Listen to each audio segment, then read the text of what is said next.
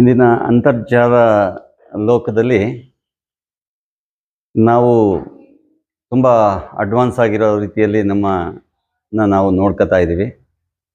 ಇಲ್ಲಿ ಒಂದು ಕೊರತೆಯನ್ನು ನಾವು ಕಾಣ್ತಾ ಇದ್ದೀವಿ. ಒಂದೇನು ಅಂದರೆ ಅವನು ಸ್ವಪ್ರೇರಣೆ ಮಾಡ್ಕೋಬೇಕು, ಮತ್ತು ಸ್ವಕಲಿಕೆ ಅತ್ಯಂತ ಅವಶ್ಯಕತೆ ಇರೋದು ಕಾಣ್ತಾ ಇದೆ.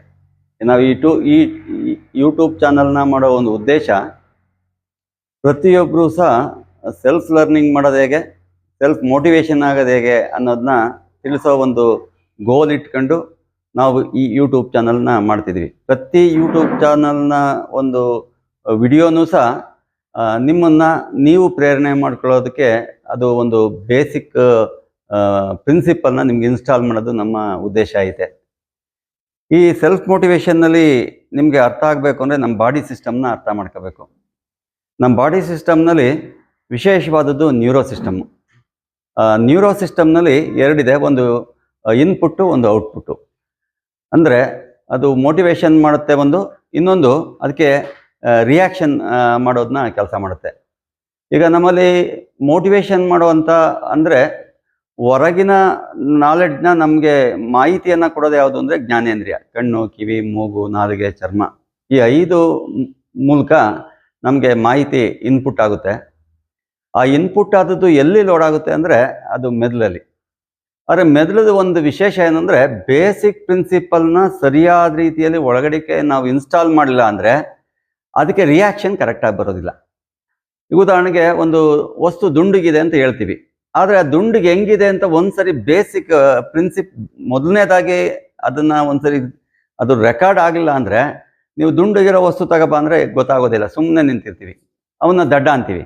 ಅವನು ದಡ್ಡ ಅಲ್ಲ, ಅವನಿಗೆ ಬೇಸಿಕ್ ಪ್ರಿನ್ಸಿಪಲ್ನ ಮೆದುಳಲ್ಲಿ ಇಲ್ಲ. ಇದು ನಿಮಗೆ ತುಂಬ ಇನ್ನೂ ಸಿಂಪಲ್ ಆಗಿ ಅರ್ಥ ಆಗಬೇಕು ಅಂದರೆ, ಮೆದುಳಿಗೆ ಆಹಾರನ ಒದಗಿಸೋದು ಪಂಚೇಂದ್ರಿಯಗಳು, ಆ ಜ್ಞಾನೇಂದ್ರಿಯಗಳು. ಈ ಜ್ಞಾನೇಂದ್ರಿಯಗಳು ಏನನ್ನ ಅದು ಆಹಾರ ಕೊಡ್ತೋ ಅದಕ್ಕೆ ಅದು ತನಗೆ ಕ್ರಿಯೆನ ಮಾಡುತ್ತೆ. ಈ ಥರದ್ದು ಒಂದು ವಿಶೇಷ ಐತೆ ಇಲ್ಲಿ. ಒಂದೇನು ಅಂದರೆ, ಇಲ್ಲಿ ನ್ಯೂರೋ ಸಿಸ್ಟಮ್ನಲ್ಲಿ 2 ಅದೇ ನರ ಇರುತ್ತೆ. ಆ ನರದಲ್ಲೇ ಒಂದು ಪಾರ್ಟು ವಸ್ತು ವಿಷಯನ ಒಳಗೆ ತಗೊಂಡು ಕೊಡುತ್ತೆ, ಇನ್ನೊಂದು ಪಾರ್ಟು ಅಲ್ಲಿಂದ ಮೆದುಳಿಂದಲೇ ಮತ್ತೆ ಅದು ಆ್ಯಕ್ಷನ್ ಮಾಡೋದಕ್ಕೆ ಆ ಮೆದುಳು ಕೆಲಸ ಮಾಡುತ್ತೆ. ಇಂಥ ಒಂದು ವ್ಯವಸ್ಥೆಯನ್ನು ನಾವಿಲ್ಲಿ ಮಾಡ್ಕೊಂಡಿದ್ದೀವಿ. ಇದು ಬಹುತೇಕವಾಗಿ ನಾವು ಗಮನಿಸಬೇಕಾಗಿರೋದೇನು ಅಂದರೆ, ಅದು ಯಾವುದೇ ವಯಸ್ಸಿನರಾಗಲಿ ನೀವು ಹೊಸ್ದಾಗಿ ಕಲಿಬೇಕಾದಾಗ ಬೇಸಿಕ್ ಪ್ರಿನ್ಸಿಪಲ್ನ ಮೆದುಳಿಗೆ ಇನ್ಸ್ಟಾಲ್ ಆಗೋ ರೀತಿಯಲ್ಲಿ ವ್ಯವಸ್ಥೆ ಮಾಡಬೇಕು. ಇಲ್ಲಿ ನಾವು ಮುಂದೆ ಒಂದು ಮಗ್ಗಿ ಬುಲೆಟ್ ಸೂತ್ರ ಅನ್ನೋದನ್ನ ನಿಮ್ಗೊಂದು ಎಕ್ಸಾಂಪಲ್ ಕೊಡ್ತಾ ಇದ್ದೀವಿ. ಮಗ್ಗಿ ಬುಲೆಟ್ ಸೂತ್ರದಲ್ಲಿ ಏಕಕಾಲದಲ್ಲಿ ಜ್ಞಾನೇಂದ್ರಿಯ ಮತ್ತು ಮೆದುಳು ಮತ್ತು ಕರ್ಮೇಂದ್ರಿಯ 3 ಸಹ ಏಕಕಾಲದಲ್ಲಿ ಹೇಗೆ ಕೆಲಸ ಮಾಡ್ತವೆ ಅಂತ.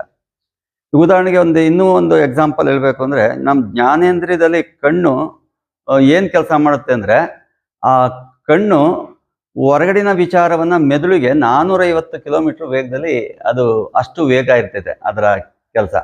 ಅಂದರೆ ಅದು 0.02 ಸೆಕೆಂಡಲ್ಲಿ ಆ ಮಾಹಿತಿ ಮೆದುಳಿಗೆ ತಲುಪುತ್ತೆ. ಆ ಮೆದುಳು ಅಷ್ಟು ವೇಗದಲ್ಲಿ ಅದನ್ನು ಪ್ರೋಸೆಸ್ ಮಾಡ್ಕೊಂಡು, ಅಂದರೆ ಅದರೊಳಗಡೆ ನೀವು ಮೂಲ ನಾಲೆಡ್ಜನ್ನು ಇನ್ಸ್ಟಾಲ್ ಆಗಿದ್ದರೆ ಅದು 10ನೇ ಒಂದು ಸೆಕೆಂಡಲ್ಲಿ ವಾಪಸ್ಸು ಆ್ಯಕ್ಷನ್ನ ಮಾಡೋ ರೀತಿಯಲ್ಲಿ ಕರ್ಮೇಂದ್ರಿಯ ಕೇಳಿ ಕೆಲಸ ಮಾಡುತ್ತೆ. ನೀವು ಕರ್ಮೇಂದ್ರಿಯ ಕೆಲಸ ಮಾಡಬೇಕು ಅಂದರೆ ಮೆದುಳು ಸೂಚನೆ ಕೊಡದೆ ಹೋದರೆ ಕರ್ಮೇಂದ್ರಿಯ ಏನೂ ಕೆಲಸ ಮಾಡೋದಿಲ್ಲ. ಈಗ ಪೆದ್ನಂಗೆ ಕೂತಿದ್ದೀವಿ ಅಂತೀವಿ, ಪೆದ್ನಂತ ಕೂತ್ಕೊಳ್ಳಿಕ್ಕೆ ಕಾರಣ ಅಂದರೆ ಅವನಿಗೆ ಮೆದುಳಿನಲ್ಲಿ ಆ ಒಂದು ವಿಚಾರ ಅವನಿಗೆ ಇನ್ಸ್ಟಾಲ್ ಆಗದದ್ದು ಇಲ್ಲಿ ಮುಖ್ಯ. ಇದನ್ನು ಗಮನಿಸಬೇಕು. ಆಮೇಲೆ ನಾವು ಎದುರುಗಡೆ ಇರೋ ಯಾವುದೇ ವ್ಯಕ್ತಿಯನ್ನು ಎಲ್ಲರನ್ನೂ ಒಂದೇ ರೀತಿ ತಗೋಬಾರ್ದು. ಯಾಕೆಂದರೆ ಅವರ ಒಂದು ವ್ಯತ್ಯಾಸ ಇರ್ತೈತೆ. ಆ ವ್ಯತ್ಯಾಸಕ್ಕೆ ಏನು ಮಾಡಬೇಕಂದ್ರೆ ಟೈಮಿಂಗ್ಸ್ ವ್ಯತ್ಯಾಸ ಆಗುತ್ತೆ ಅಷ್ಟೇ. ಆ ಮಗು ರಿಯಾಕ್ಷನ್ ಕೊಡಬೇಕು ಅಂದರೆ ಟೈಮ್ ತಗೋತೈತೆ, ಅದು ಬೇಸಿಕಲಿ. ಅದಾದಮೇಲೆ ಅವನಿಗೆ ಸರಿಯಾದ ರೀತಿಯಲ್ಲಿ ತರಬೇತಿಯನ್ನು ಕೊಟ್ಟರೆ, ಅದನ್ನ ನಾವು ಏನು ಹೇಳ್ತೀವಿ, ಟ್ರೈನಿಂಗ್ ಅಂತೀವಿ. ಆ ಟ್ರೈನಿಂಗ್ನ ಅವನು ಅಭ್ಯಾಸ ಮಾಡಿದರೆ ಎಲ್ಲರಂಗೆ ಕಾಮನ್ ಆಗಿ ಬರ್ತಾನೆ.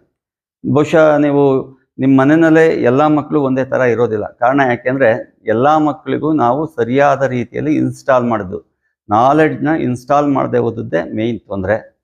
ಮತ್ತು ಅವನು ಇಷ್ಟಪಡಬೇಕು. ಇದು ಇಂಪಾರ್ಟೆಂಟ್. ಈಗ ನೀವು ಇಷ್ಟಪಡಬೇಕು ಅಂದರೆ ಆ ಇಷ್ಟಪಡೋಕ್ಕೆ ನಮ್ಮ ಹತ್ರ ಒಂದು ಎಲ್ಲಿದೆಯೋ ಗೊತ್ತಿಲ್ಲ ಮನಸ್ಸು, ಆ ಮನಸ್ಸು ಮುಖ್ಯ. ನೀವು ಮನಸ್ಸು ಒಂದು ಜಾಗದಲ್ಲಿ ನಿಂತ್ಕೊತು ಅಂದರೆ ಏಕಾಗ್ರತೆ ಬರುತ್ತೆ. ಏಕಾಗ್ರತೆ ಬಂದರೆ ನಿಮಗೆ ಸಕ್ಸಸ್ ಆಗುತ್ತೆ. ಇದನ್ನೇ ನಾವು ಸೆಲ್ಫ್ ಮೋಟಿವೇಶನ್ ಅಂತ ಕರೆದಿರೋದು.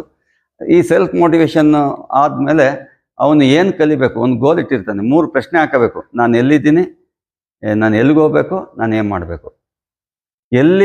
ಎಲ್ಲಿದ್ದೀನಿ ಅನ್ಬೇಕು ಅಂದರೆ ನಾನು ನನ್ನ ಒಳಗಡೆ ಏನು ನಾಲೆಡ್ಜ್ ಇದೆ ಅನ್ನೋದನ್ನ ನಾವು ಟೆಸ್ಟ್ ಮಾಡ್ಕೋಬೇಕು.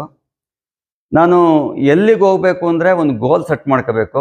ಆ ಗೋಲ್ ಸೆಟ್ ಮಾಡಿದಾಗ ನಾನು ಆ ಗೋಲ್ ರೀಚ್ ಆಗಕ್ಕೆ ಏನು ಮಾಡಬೇಕು ಅನ್ನೋದು ಇದು ಮಾಡ್ಕೋಬೇಕು. ಇದನ್ನೇ ನಾವು ಸೆಲ್ಫ್ ಮೋಟಿವೇಶನ್ ಅಂತ ಕರೆದಿದ್ವಿ. ಎಲ್ಲರೂ ಸಹ ಮುಂದೆ ಬರೋ ಎಲ್ಲ ವಿಡಿಯೋಸ್ಗಳು ಸಹ ನಿಮ್ಮನ್ನು ನೀವು ಸೆಲ್ಫ್ ಮೋಟಿವೇಶನ್ ಮಾಡ್ಕೊಳ್ಳೋದಕ್ಕೆ ನಾವು ಮಾಹಿತಿಯನ್ನು ಕೊಡ್ತೀವಿ. ಎಲ್ಲರೂ ಸಹ ಸಹಕರಿಸಿ ನಮ್ಮ ಒಂದು ಇದನ್ನು ಸ್ವೀಕರಿಸೋದ್ರ ಮೂಲಕ ನಿಮ್ಮ ಯಶಸ್ಸು ನಮ್ಮ ಗೋಲ್ ಆಗಿರುತ್ತೆ ಅನ್ನೋದನ್ನ ಅರ್ಥ ಮಾಡಿ.